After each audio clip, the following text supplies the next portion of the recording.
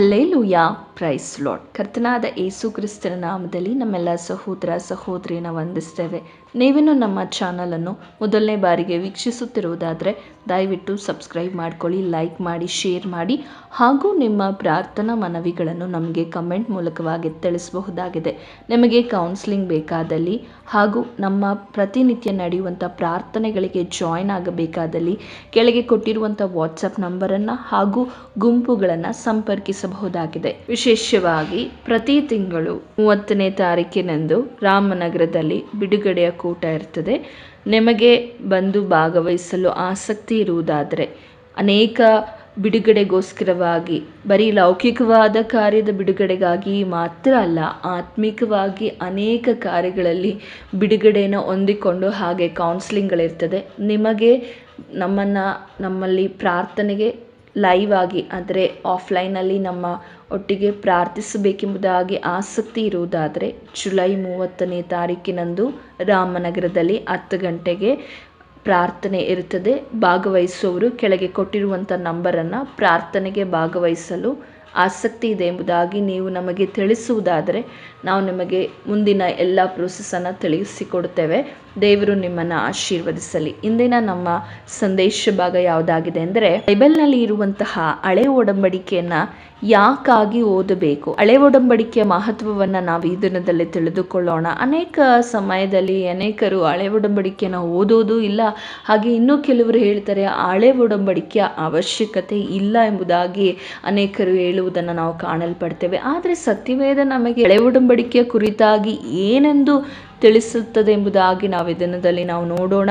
ಹಾಗೆಯೇ ಇನ್ನು ಕೆಲವರು ಪ್ರಸಂಗಗಳಲ್ಲಿ ಆಗಿರ್ಬೋದು, ಇನ್ನು ಕೆಲವೊಂದು ದುರುಪದೇಶಗಳನ್ನು ತಂದು ಹಳೆ ಒಡಂಬಡಿಕೆನ ಓದಬೇಡಿ, ಹಳೆ ಒಡಂಬಡಿಕೆ ಏನೂ ಅಲ್ಲ, ಹೀಗೆ ಅನೇಕ ವಿಧವಾದ ತಪ್ಪಾದ ಬೋಧನೆಗಳನ್ನು, ದುರುಪದೇಶಗಳನ್ನು ಸಭೆಯಲ್ಲಿ ಜನರಲ್ಲಿ ಬೋಧಿಸುತ್ತಾ ಜನರನ್ನು ಮಾರ್ಗ ತಪ್ಪಿಸ್ತಾ ಇದ್ದಾರೆ. ಆದರೆ ದೇವರ ವಾಕ್ಯ ನಮಗೇನೆಂಬುದಾಗಿ ತಿಳಿಸ್ತದೆ ಎಂಬುದಾಗಿ ನಾವು ಧ್ಯಾನಿಸೋಣ. ಈ ಸಂದೇಶವನ್ನು ಪ್ರಾರಂಭಿಸೋದಕ್ಕಿಂತ ಮುಂಚೆ ಒಂದು ಚಿಕ್ಕ ಪ್ರಾರ್ಥನೆ. ಪರಿಶುದ್ಧನಾಗಿರುವ ದೇವರೇ, ನಿಮ್ಮ ನಾಮಕ್ಕೆ ಸ್ತೋತ್ರವಾಗಲಿ. ಕೊಟ್ಟಂಥ ಸುಂದರವಾದ ದಿನಕ್ಕಾಗಿ ಸ್ತೋತ್ರ ಸಲ್ಲಿಸ್ತೇವೆ. ಈ ಸಮಯದಲ್ಲಿ ಈ ಒಂದು ಸಂದೇಶವನ್ನು ಮಾತನಾಡುವುದು ನಾನಲ್ಲ, ನನ್ನ ಸ್ವಂತ ಬುದ್ಧಿ ಜ್ಞಾನದಿಂದಲ್ಲ, ಪರಿಶುದ್ಧಾತ್ಮನೇ ನೀವು ಮಾತನಾಡಿ ಒಬ್ಬೊಬ್ಬರ ಹೃದಯದಲ್ಲಿ ಕಾರ್ಯ ಮಾಡಬೇಕಾಗಿ, ನನ್ನ ಮರೆಮಾಚಿ ನೀವು ಪ್ರಕಟವಾಗಬೇಕಾಗಿ ಯೇಸುವಿನ ನಾಮದಲ್ಲಿ ಬೇಡಿಕೊಳ್ತೇನೆ ತಂದೆ, ಆಮೇನ್ ಆಮೇನ್.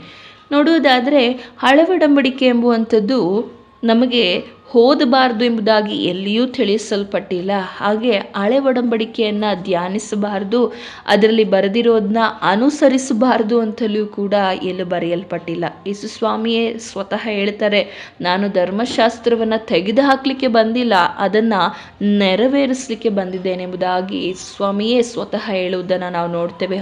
ಆಗಿರುವಾಗ ನಾವು ಯಾಕೆ ಹಳೆ ಒಡಂಬಡಿಕೆನ ಓದಬೇಕು? ಮೊದಲನೇದಾಗಿ ನೋಡುವುದಾದರೆ, ಹಳೆ ಒಡಂಬಡಿಕೆ ಇಲ್ಲದೇ ಇದ್ದರೆ ಬೈಬಲ್ ಅಪೂರ್ಣವಾಗ್ತದೆ, ಅಂದರೆ ಸಂಪೂರ್ಣವಾಗೋದಿಲ್ಲ. ಹಳೆ ಒಡಂಬಡಿಕೆ ಇಲ್ಲದೆ ಬೈಬಲ್ ಅಸಂಪೂರ್ಣವಾಗಿರುವಂಥದ್ದಾಗಿದೆ. ನೋಡಿ, ದೇವರ ವಾಕ್ಯ, ಹಳೆ ಒಡಂಬಡಿಕೆಯು ಹೊಸ ಒಡಂಬಡಿಕೆ ಎರಡೂ ಕೂಡ ಅದು ದೇವರ ಮಾತಾಗಿದೆ, ದೇವರ ಒಂದು ವಚನ ಮತ್ತು ಮಾತುಗಳಾಗಿದೆ. ಬರೆದಿರುವಂಥವರು 40 ಜನಗಳಾಗಿದ್ದರೂ ಕೂಡ, 40 ಥರದವರಾಗಿದ್ದರೂ ಕೂಡ, ಆದರೆ ಬಂದಿರುವಂತಹ ಮಾತುಗಳು ದೇವರ ಮಾತಾಗಿದೆ. ಅದಕ್ಕೆ ಅದು ಒಂದಕ್ಕೊಂದು ಸಂಬಂಧಪಟ್ಟವುಗಳಾಗಿವೆ. ನಾವು ಓದುವಾಗ ನಮಗೆ ತಿಳಿಯ ಬರುವಂಥದ್ದಾಗಿದೆ. ನಾವು ನೋಡ್ತೇವೆ, ಈ ಹೊಸ ಒಡಂಬಡಿಕೆ ಕೊಡಲ್ಪಟ್ಟಿರುವಂಥದ್ದು ಹಳೆ ಒಡಂಬಡಿಕೆಯನ್ನು ತೆಗೆದುಹಾಕಲಿಕ್ಕೆ ಅಥವಾ ರೀಪ್ಲೇಸ್ಮೆಂಟ್ ಮಾಡಲಿಕ್ಕೆ ಅಲ್ಲ.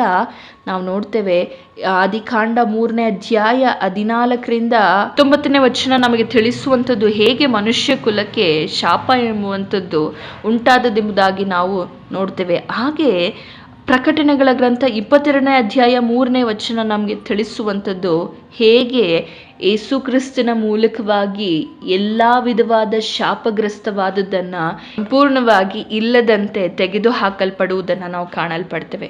ನೋಡಿ, ನಮಗೆ ಶಾಪ ಬಂದಿದ್ದು ಹಳೆ ಒಡಂಬಡಿಕೆ ಇಲ್ಲವಾದರೆ ನಮಗೆ ಹೇಗೆ ಮನುಷ್ಯ ಕುಲಕ್ಕೆ ಶಾಪ ಬಂತು, ಹೇಗೆ ಮನುಷ್ಯನು ಪಾಪಿಯಾದನು, ಹೇಗೆ ಅವನಿಗೆ ಮರಣ ಸಂಭವಿಸಿತು ಎಂಬುದಾಗಿ ನಮಗೆ ತಿಳಿಯಲಿಕ್ಕೆ ಸಾಧ್ಯವಾಗ್ತಾ ಇರಲಿಲ್ಲ. ನಾವು ಎರಡು ಒಡಂಬಡಿಕೆಯಲ್ಲೂ ದೇವರ ಒಂದು ಸಂರಕ್ಷಣೆ, ದೇವರ ಮೋಚನೆ ಎರಡು ಒಡಂಬಡಿಕೆಗಳಲ್ಲಿಯೂ ನಾವು ಕಾಣ್ತೇವೆ. ಎರಡು ಒಡಂಬಡಿಕೆಗಳಿಲ್ಲದೆ ನಾವು ಅದನ್ನು ತಿಳಿದುಕೊಳ್ಳಿಕ್ಕೆ ಸಾಧ್ಯವಾಗೋದಿಲ್ಲ. ಎಲ್ಲಿ ಆರಂಭವಾಯಿತು, ಎಲ್ಲಿ ಅಂತ್ಯವಾಗ್ತದೆ ಎಂಬುದಾಗಿ ನಾವು ತಿಳಿದುಕೊಳ್ಬೇಕಂದ್ರೆ ಎರಡು ಹೊಸ ಮತ್ತು ಹಳೆಯ ಎರಡು ಒಡಂಬಡಿಕೆಗಳು ನಮಗೆ ಪ್ರಾಮುಖ್ಯವಾದದ್ದಾಗಿದೆ. ಆದ ಕಾರಣ ಹಳೆ ಒಡಂಬಡಿಕೆ ಇಲ್ಲದೆ ಹೊಸ ಒಡಂಬಡಿಕೆ ಅಥವಾ ಹಳೆ ಒಡಂಬಡಿಕೆ ಇಲ್ಲದೆ ಬೈಬಲ್ ಅಸಂಪೂರ್ಣವಾಗಿರುವಂಥದ್ದಾಗಿದೆ.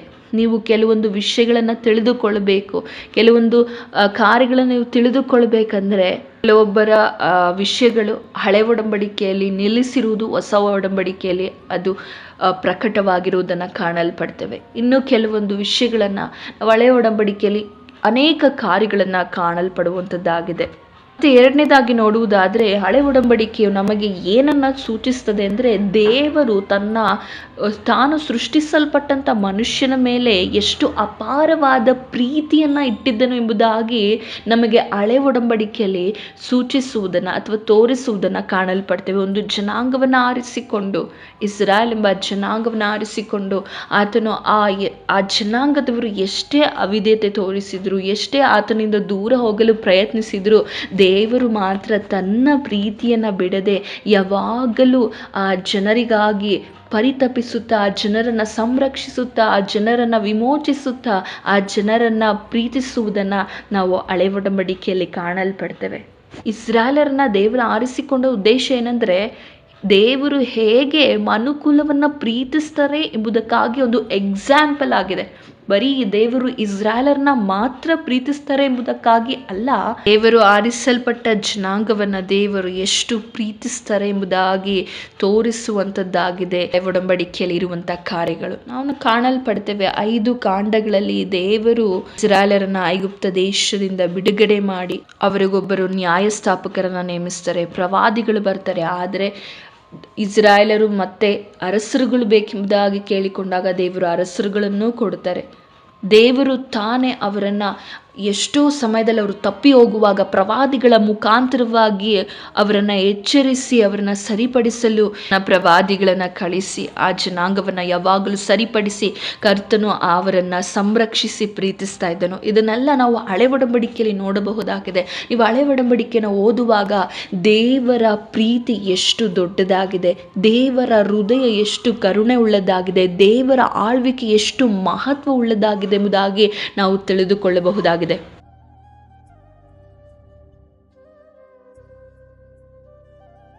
ಹಳೆ ಒಡಂಬಡಿಕೆಯಲ್ಲಿ ನಾವು ಮೆಸ್ಸಿಯನ ಬರುವಿಕೆಯ ಒಂದು ವಾಗ್ದಾನವನ್ನ ತಿಳಿದುಕೊಳ್ಳಲಿಕ್ಕೆ ಸಾಧ್ಯವಾಗ್ತದೆ. ಹಳೆ ಒಡಂಬಡಿಕೆಯು ಮೆಸ್ಸಿಯನ ಆಗಮನದ ಪ್ರವಾದನೆ ಆದರೆ ಹೊಸ ಒಡಂಬಡಿಕೆಯಲ್ಲಿ ಅದನ್ನು ನೆರವೇರುವುದನ್ನು ನಾವು ಓದಬಹುದಾಗಿದೆ.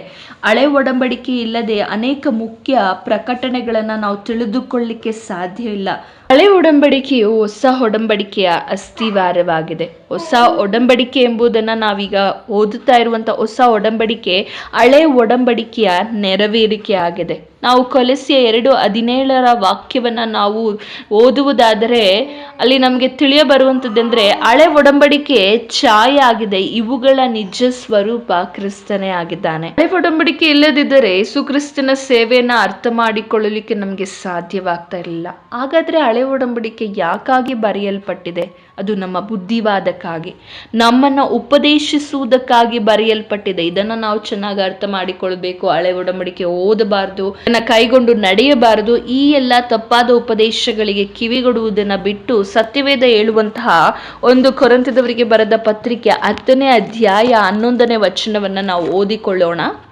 ಅವರಿಗೆ ಸಂಭವಿಸಿದ ಈ ಸಂಗತಿಗಳು ನಿದರ್ಶನ ರೂಪವಾಗಿದೆ ಮತ್ತು ಯುಗಾಂತ್ಯಕ್ಕೆ ಬಂದಿರುವವರಾದ ನಮಗೆ ಬುದ್ಧಿವಾದಗಳಾಗಿ ಬರೆದವೆ. ಏನಾಗಿ ಬರೆದಿದೆ ಎಂದು ನಮಗೆ ವಾಕ್ಯವು ತಿಳಿಯಪಡಿಸ್ತಾ ಇದೆ. ಬುದ್ಧಿವಾದಗಳಾಗಿವೆ. ಅವರಿಗೆ ಸಂಭವಿಸಿದ ಸಂಗತಿಗಳು ನಮಗೆ ನಿದರ್ಶನ ರೂಪ, ಎಕ್ಸಾಂಪಲ್. ನಾವು ಹೇಗೆ ಜೀವಿಸಬೇಕು, ವಿಶ್ವಾಸಿಗಳಾದ ನಾವು ಹೇಗೆ ಜೀವಿಸಬೇಕು ಎಂಬುದಾಗಿ ನಮಗೆ ತಿಳಿಯಪಡಿಸುವಂಥದ್ದಾಗಿದೆ. ನೋಡಿ, 10ನೇ ಅಧ್ಯಾಯವನ್ನ 1ರಿಂದ ನೀವು ಓದುವಾಗ ನಿಮಗೆ ಅಲ್ಲಿ ಕಾಣಲ್ಪಡುವಂಥದ್ದಾಗಿದೆ. ನಾವು ಕೆಲವೊಂದು ವಾಕ್ಯಗಳನ್ನು ಓದಿಕೊಳ್ಳೋಣ. ಆದರೂ ಅವರೊಳಗೆ ಬಹುಮಂದಿಯ ವಿಷಯದಲ್ಲಿ ದೇವರು ಸಂತೋಷಿಸಲಿಲ್ಲ, ಅವರು ಅಡವಿಯಲ್ಲಿ ಸಂಹರಿಸಲ್ಪಟ್ಟರೆಂದು ಬರೆದದೆ ಅಷ್ಟೇ. ಅವರು ಕೆಟ್ಟ ವಿಷಯಗಳನ್ನು ಆಶಿಸಿದಂತೆ ನಾವು ಆಶಿಸುವವರಾಗಬಾರದೆಂಬುದಕ್ಕಾಗಿ ಈ ಸಂಗತಿಗಳು ನಮಗೆ ನಿದರ್ಶನಗಳಾಗಿವೆ. ಅವರಲ್ಲಿ ಕೆಲವರು ವಿಗ್ರಹಾರಾಧಕರಾಗಿದ್ದರು. ಜನರು ಉಣ್ಣುವುದಕ್ಕೂ ಕುಡಿಯುವುದಕ್ಕೂ ಕೂತುಕೊಂಡರು, ಕುಣಿದಾಡುವುದಕ್ಕೆ ಎದ್ದರು ಎಂದು ಬರೆದದೆಯಲ್ಲ. ನೀವು ವಿಗ್ರಹಾರಾಧಕರಾಗಬೇಡಿರಿ. ಅವರಲ್ಲಿ ಕೆಲವರು ಜಾರತ್ವ ಮಾಡಿ ಒಂದೇ ದಿನದಲ್ಲಿ 23,000 ಮಂದಿ ಸತ್ತರು. ನಾವು ಜಾರತ್ವ ಮಾಡದೆ ಇರೋಣ. ಅವರಲ್ಲಿ ಕೆಲವರು ಕರ್ತನನ್ನ ಪರೀಕ್ಷಿಸಿ ಸರ್ಪಗಳಿಂದ ನಾಶವಾದರು. ನಾವು ಪರೀಕ್ಷಿಸದೆ ಇರೋಣ. ಇದಲ್ಲದೆ ಅವರಲ್ಲಿ ಕೆಲವರು ಗುಣಗುಟ್ಟಿ ಸಂಹಾರಕನ ಕೈಯಿಂದ ನಾಶವಾದರು. ನೀವು ಗುಣಗುಟ್ಟಬೇಡಿರಿ. ಯಾವುದಕ್ಕಾಗಿ ಹಾಗಾದ್ರೆ ನಮಗೆ ಬರೆಯುತ್ತಿದೆ? ಆದ ಕಾರಣ ನಾವು ಇದನ್ನ ಬುದ್ಧಿವಾದಗಳಾಗಿ ಎಂಬುದಾಗಿ ನಾವು ನೆನೆಸಿಕೊಂಡು, ಹಳೆ ಒಡಂಬಡಿಕೆಯಲ್ಲಿ ಅವರು ಅಂದ್ರೆ ಇಸ್ರಾಯೇಲರು ಮಾಡಿದಂತ ಕಾರ್ಯಗಳನ್ನ, ಕೆಲವೊಂದು ಸಂದರ್ಭಗಳು, ಕೆಲವೊಂದು ಸಿಚುಯೇಷನ್ಗಳು, ಹಾಗೆ ಪ್ರಾಬ್ಲಮ್ಗಳು, ಹಾಗೆ ಅನೇಕ ವಿಧವಾದ ಶೋಧನೆಗಳು ಬರುವಾಗ ಇಸ್ರಾಯೇಲರಂತೆ ನಾವು ಕರ್ತನ ಸಮ್ಮುಖದಲ್ಲಿ ಗುಣಗುಟ್ಟದೆ ಕರ್ತನು ನಮ್ಮ ಹಿಂದೆ ಮಾಡಿದಂತಹ ಕಾರ್ಯಗಳನ್ನ ನೆನೆಸಿ ಕೃತಜ್ಞತೆ ಉಳ್ಳವರಾಗಿರ್ಬೇಕು. ಇಸ್ರಾಯೇಲರಲ್ಲಿ ಇಲ್ಲದೆ ಇರುವಂತಹ ಅನೇಕ ಕಾರ್ಯಗಳನ್ನ ನಾವು ನೋಡಬಹುದು. ಅವರು ಯಾವಾಗಲೂ ಗುಣಗುಟ್ಟುವವರಾಗಿದ್ರು, ದೇವರನ್ನ ಪರೀಕ್ಷೆ ಮಾಡುವವರಾಗಿದ್ರು. ಅನೇಕ ಶೋಧನೆಗಳು, ಕಷ್ಟಗಳು ಬರುವಾಗ ದೇವರು ಹಿಂದೆ ಮಾಡಿದ ಕಾರ್ಯಗಳನ್ನ ನೆನೆಸದೆ, ಕೃತಜ್ಞತೆ ಸಲ್ಲಿಸದೆ, ಗುಣಗುಟ್ಟುತ್ತಾ ದೇವರನ್ನ ಯಾವಾಗಲೂ ಪರೀಕ್ಷಿಸ್ತಾ ಇದ್ರು. ಆದ್ರೆ ನಾವು ಅವುಗಳನ್ನ ಮಾಡಬಾರದೆಂಬುದಾಗಿ ನಮಗೆ ಈ ವಿಷಯಗಳಲ್ಲಿ ನಿದರ್ಶನವಾಗಿದೆ. ಯುಗಾಂತ್ಯಕ್ಕೆ ಬಂದಿರುವವರಾದ ನಮಗೆ ಇವುಗಳು ಬುದ್ಧಿವಾದಗಳಾಗಿ ಬರೆಯಲ್ಪಟ್ಟಿದೆ. ಬುದ್ಧಿವಾದಗಳಾಗಿದೆ. ಇದನ್ನು ನಾವು ಓದುವಾಗಲೇ ನಮಗೆ ಅರ್ಥ ಆಗ್ತದೆ, ಈ ಕಾರ್ಯವನ್ನು ನಾವು ಮಾಡಬಾರದು. ಅವರು ಹೇಗೆ ದೇವರಿಗೆ ಅವಿಧೇಯರಾಗಿ ದೇವರಿಂದ ನಾಶವಾದರು ಎಂಬುದಾಗಿ ನಾವು ಓದುತ್ತೇವೆ. ಅವು ಕೂಡ ನಾಶವಾಗದೆ ಉಳಿಯಬೇಕೆಂದರೆ ಕರ್ತನ ವಾಕ್ಯಗಳನ್ನು, ಅವರು ಮಾಡಿದಂಥ ಕಾರ್ಯಗಳನ್ನು ನಾವು ಮಾಡದೆ ಇರಬೇಕೆಂಬುದಾಗಿ ದೇವರ ವಾಕ್ಯವು ನಮಗೆ ತಿಳಿಯಪಡಿಸುವಂಥದ್ದಾಗಿದೆ. ದೇವರ ವಾಕ್ಯದಲ್ಲಿ ಯವನಸ್ಥನು, ಸ್ತ್ರೀ ಪುರುಷನು, ಮಕ್ಕಳು, ಹಿರಿಯರು ಎಲ್ಲರೂ ಹೇಗೆ ನಡ್ಕೊಳ್ಳಬೇಕೆಂಬುದಾಗಿ ತಿಳಿಸಲ್ಪಟ್ಟಿದೆ. ಈ ವಿಷಯಗಳನ್ನು ನಾವು ಅರಿತುಕೊಳ್ಳಬೇಕು. ಇಸ್ರಾಯೇಲರು ಮಾಡಿದಂತಹ ತಪ್ಪು ಕಾರ್ಯಗಳನ್ನು, ಇಸ್ರಾಯೇಲರು ಮಾಡಿದಂಥ ಅದೇ ಪಾಪದ ಕಾರ್ಯಗಳನ್ನು ನಾವು ಮಾಡದಂತೆ ಇರಲಿ ಎಂಬುದಾಗಿ ಇವೆಲ್ಲ ನಮಗೆ ನಿದರ್ಶನ ರೂಪವಾಗಿದೆ. ಮತ್ತೆ ನಾವು ನೋಡುವುದಾದ್ರೆ ಇದು ನಮ್ಮ ಉಪದೇಶಕ್ಕಾಗಿದೆ. ಎರಡನೇದಾಗಿ ಇದು ನಮ್ಮ ಉಪದೇಶಕ್ಕಾಗಿ. ರೋಮಾಪುರದವರಿಗೆ ಬರೆದ ಪತ್ರಿಕೆ 15ನೇ ಅಧ್ಯಾಯ 4ನೇ ವಚನದಲ್ಲಿ ನಾವು ನೋಡುವುದಾದ್ರೆ, ಪೂರ್ವದಲ್ಲಿ ಬರೆದದ್ದೆಲ್ಲ ನಮ್ಮನ್ನು ಉಪದೇಶಿಸುವುದಕ್ಕಾಗಿ ಬರೆಯಲ್ಪಟ್ಟಿತು. ನಾವು ಓದಿ ಸ್ಥಿರ ಚಿತ್ತವನ್ನು, ಆದರಣೆಯನ್ನು ಹೊಂದಿ ರಕ್ಷಣೆಯ ನಿರೀಕ್ಷೆ ಉಳ್ಳವರಾಗಿರುವಂತೆ ಆ ಗ್ರಂಥಗಳು ಬರೆಯಲ್ಪಟ್ಟವು. ಯಾವುದಕ್ಕಾಗಿ ಬರೆಯಲ್ಪಟ್ಟಿದೆ? ಪೂರ್ವದಲ್ಲಿ ಇರುವಂಥದ್ದೆಲ್ಲ ಬರೆಯಲ್ಪಟ್ಟಿರುವುದು ನಮ್ಮನ್ನ ಉಪದೇಶಿಸುವುದಕ್ಕಾಗಿ. ಒಳ್ಳೇದ್ಯಾವುದು, ಸರಿಯಾವುದು, ಹೇಗೆ ಜೀವಿಸಬೇಕು, ಕರ್ತನಿಗಾಗಿ ಹೇಗೆ ಭಯಪಟ್ಟು ಭಕ್ತಿಯಿಂದ ಪರಿಶುದ್ಧರಾಗಿ ಜೀವಿಸಲು ನಮಗೆ ಇದೆಲ್ಲ ಬರೆಯಲ್ಪಟ್ಟಿದೆ. ನಾವು ಅದನ್ನು ಓದಬೇಕು. ವಾಕ್ಯನೇ ಹೇಳ್ತಾ ಇದೆ. ರೋಮಾಪುರದವರಿಗೆ ಬರೆದ ಪತ್ರಿಕೆ 15ನೇ ಅಧ್ಯಾಯ 4ನೇ ವಚನ ನಮಗೆ ಸ್ಪಷ್ಟವಾಗಿ ತಿಳಿಸ್ತಾ ಇದೆ. ನಾವು ಓದಿ ಸ್ಥಿರ ಚಿತ್ತವನ್ನ, ಅಂದ್ರೆ ಸ್ಥಿರರಾಗಿರ್ಬೇಕು. ನಮಗೆ ಅನೇಕ ಸಮಯದಲ್ಲಿ ಎರಡೆರಡು ಮನಸ್ಸುಗಳು ಉಂಟಾಗ್ತದೆ. ಆಗಿರದೆ ಸ್ಥಿರ ಚಿತ್ತವನ್ನು, ಆಧರಣೆಯನ್ನ, ಮೊದಲನೇದಾಗಿ ನಾವು ಸ್ಥಿರ ಚಿತ್ತವನ್ನು ಪಡ್ಕೊಳ್ಬೋದು. ಎರಡನೇದಾಗಿ ನಮಗೆ ಕರ್ತನಿಂದ ಆಧರಣೆಯನ್ನು ಹೊಂದಿ ರಕ್ಷಣೆಯ ನಿರೀಕ್ಷೆ ಉಳ್ಳವರಾಗಿರುವಂತೆ, ರಕ್ಷಣೆಯಲ್ಲಿ ನಾವು ಕರ್ತನಾದ ಯೇಸು ಕ್ರಿಸ್ತನು ತಿರುಗಿ ಬರ್ತಾನೆ, ನಮ್ಮನ್ನು ಕರೆದೊಯ್ತಾನೆ ಎಂಬ ಆ ನಿರೀಕ್ಷೆಯಲ್ಲಿ ನಾವು ಜೀವಿಸುವವರಾಗುವಂತೆ ಈ ಗ್ರಂಥಗಳು ನಮಗಾಗಿ, ನಮ್ಮ ಉಪದೇಶಕ್ಕಾಗಿ ಬರೆಯಲ್ಪಟ್ಟಿರುವಂಥದ್ದಾಗಿದೆ. ಆದ ಕಾರಣ ನಾವು ಇದನ್ನು ಓದಿ ಅದರ ಪ್ರಕಾರ ಜೀವಿಸಲು ನಮ್ಮನ್ನು ಒಪ್ಪಿಸಿಕೊಡೋಣ. ಯಾಕೆ ಹಳೆ ಒಡಂಬಡಿಕೆ ಓದಬೇಕು? ಅದು ನೆರವೇರಲ್ಪಟ್ಟಿರುವಂಥದ್ದಾಗಿದೆ. ಈಗ ಅದರ ಅವಶ್ಯಕತೆ ಇಲ್ಲ ಎಂಬುದಾಗಿ ಅಲ್ಲ. ದೇವರ ವಾಕ್ಯವು ಹೇಳುವ ಪ್ರಕಾರ ನಾವು ಅದನ್ನು ಓದಿ ಅಂತ್ಯಕ್ಕೆ ಬಂದಿರುವ ನಮಗೆ ಬುದ್ಧಿವಾದಗಳಾಗಿ, ನಿದರ್ಶನಗಳಾಗಿ, ಹಾಗೆ ನಾವು ಕ್ರಿಸ್ತನಲ್ಲಿ ಸ್ಥಿರ ಚಿತ್ತವನ್ನ ಹೊಂದಿ ಹಾಗೂ ಅನೇಕ ಸಂಕಟದ ಪರಿಸ್ಥಿತಿಯಲ್ಲಿ ಕರ್ತನಿಂದ ಆಧರಣೆಯನ್ನು ಹೊಂದಿ ರಕ್ಷಣೆಯ ನಿರೀಕ್ಷೆ ಉಳ್ಳವರಾಗಿ ಜೀವಿಸೋಣ. ಪ್ರಾರ್ಥನೆ ಮಾಡೋಣ. ಕರ್ತನಿ ವಾಕ್ಯದ ಮೂಲಕ ನಿಮ್ಮೆಲ್ಲರನ್ನ ಆಶೀರ್ವದಿಸಲಿ. ಪರಿಶುದ್ಧನಾಗಿರುವ ದೇವರೇ, ಒಳ್ಳೆ ವಾಕ್ಯದ ಮೂಲಕ ನಮ್ಮ ಸಂಗಡ ಮಾತನಾಡಿ ನಮ್ಮನ್ನ ಬಲಪಡಿಸಿದಿರ. ಹೌದು, ಹಳೆ ಒಡಂಬಡಿಕೆಯನ್ನ ಯಾಕಾಗಿ ಓದಬೇಕು, ಯಾಕಾಗಿ ನಮಗಾಗಿ ಬರೆಯಲ್ಪಟ್ಟಿದೆ ಎಂಬುದಾಗಿ ನಮಗೆ ತಿಳಿಸಿಕೊಟ್ಟಿದ್ದೀರಾ. ಈ ವಾಕ್ಯವನ್ನ ಕೇಳಿದ ಸಹೋದರ ಸಹೋದರಿಯರು ಇಂದಿನಿಂದ ಅದನ್ನು ಸರಿಯಾಗಿ ಓದಿ ಅರ್ಥ ಮಾಡಿಕೊಳ್ಳಿಕ್ಕೆ ನೀನು ಸಹಾಯ ಮಾಡು. ನಿನ್ನ ಪರಿಶುದ್ಧಾತ್ಮನ ಸಹಾಯದಿಂದ ದೇವರೇ, ಎಲ್ಲಿ ಸರಿಪಡಿಸಿಕೊಳ್ಳಬೇಕು ಅಲ್ಲಿ ಸರಿಪಡಿಸಿಕೊಳ್ಳಿಕ್ಕೆ ನೀವು ಸಹಾಯ ಮಾಡಬೇಕಾಗಿ ಎಲ್ಲ ನಿಮ್ಮ ಕರದಲ್ಲಿ ಒಪ್ಪಿಸಿಕೊಡುತ್ತಾ ಯೇಸುವಿನ ನಾಮದಲ್ಲಿ ಬೇಡಿಕೊಳ್ತೇನೆ ತಂದೆಯೇ, ಆಮೆನ್. ಥ್ಯಾಂಕ್ಸ್.